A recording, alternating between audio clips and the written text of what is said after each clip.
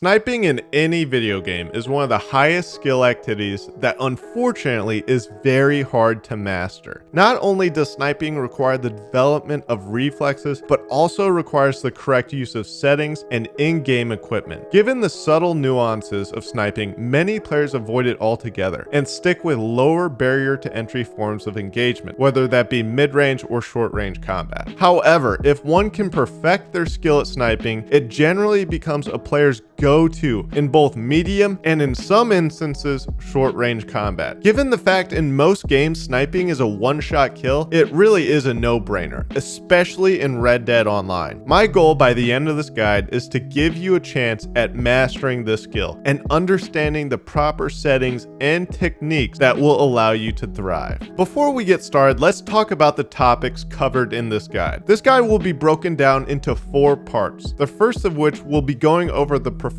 in-game settings, followed by finding your personal DPI/sensitivity, after which we will talk about how to transfer this sensitivity into each game you play and why this is crucial. Finally, we will discuss tactics and extra tips. This guide can be applied to most games as it generally covers aiming. Now, how did I learn all of this? Well, once upon a time in a different life, I was really into PUBG, and I wanted to become the next Shroud. Surprisingly enough, after over 1,000 hours of practice, I ended up ranking 3rd on the North American kill leaderboards for PUBG Season 7. However, at that time, I was in the US Marine Corps, and once I deployed to Afghan and came home, I was unable to regain my former standing as I had gotten much worse at PUBG, and everyone who still played had gotten exponentially better. Nevertheless, my aim and reflexes have transferred over to most games, and these are my secrets. The first thing you want to look into is settings. A lot of this is personal preference, and you should play around a little bit to find what you're comfortable with. But when it comes to aiming, you aren't prioritizing your game looking pretty. You are prioritizing performance. When shadows, clouds, water, reflection, etc. are all active, this clutters your screen and takes away a small degree of your focus. Additionally, aside from being cluttered, your system will be using more resources, which will shave 20 to 30% more frames per second off your GPU's output. Generally, the most focused and most responsive in a gunfight will be the victor, and every millisecond counts. My personal settings are depicted on the screen,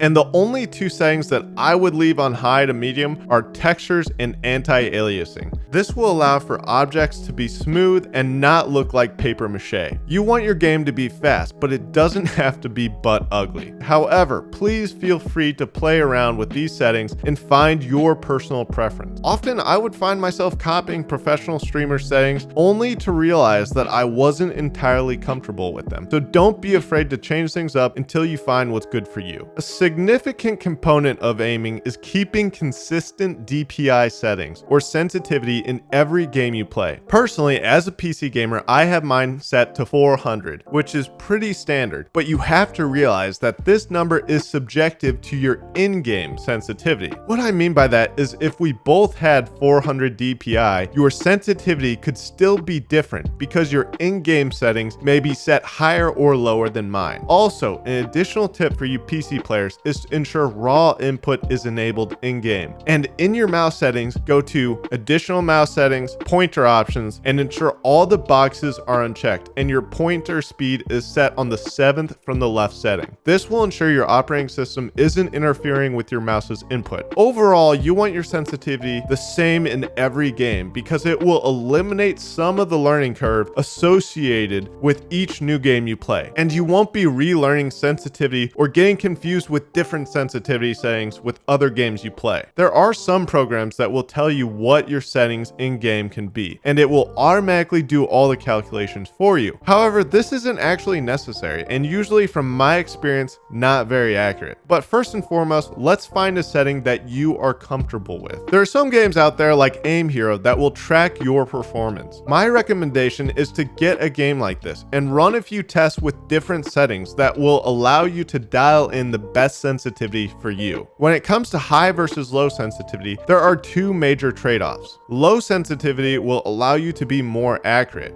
when making small micro movements. And high sensitivity will allow you to get on target quicker. So the key is to find something in the middle that allows you to be both accurate but still quick. After you have found preferred mouse settings, the way you transfer them to each game you play is the following. Mark 1 foot on your mouse pad. Move your mouse left to right and measure how many degrees your character spins in game. Personally, I shoot for 1.25 rotations, which feels comfortable for me. As for console players, you can probably ensure your settings are consistent by spinning your character 1 time and timing it on your phone. When you play other games, just make sure you can do 1 rotation in the same time period, and you should be set. I can't stress enough how important this is for aiming. This ensures you aren't getting confused with sensitivity, and it allows you to build skills off your previous knowledge, and it will turn you into a formidable opponent. I also have a few tips for when it comes to aiming tactics. Generally, I will aim for a player's center mass in Red Dead Online. A chest shot with a Carcano rifle will kill most players unless they are heavily tanked with tonics. I also don't track targets. What I mean by this, I don't try and adjust my aim too much when aiming down sight on someone. Generally, if the target is moving, I will aim slightly ahead of them and wait for them to cross into my line of fire. This is my personal preference because one of my strengths is reflexes, whereas my weakness has always been tracking. Another often overlooked tactic is to orient yourself toward the player before aiming in. Never try and find a player while scoped in. Always orient yourself to where the player is and get your point of view as close to the direction of your opponent as you can. The last thing you want to do is expose yourself and search through your scope as you try to find the enemy's location. Avoid this at all costs. Finally, my final tip for sniping is to practice.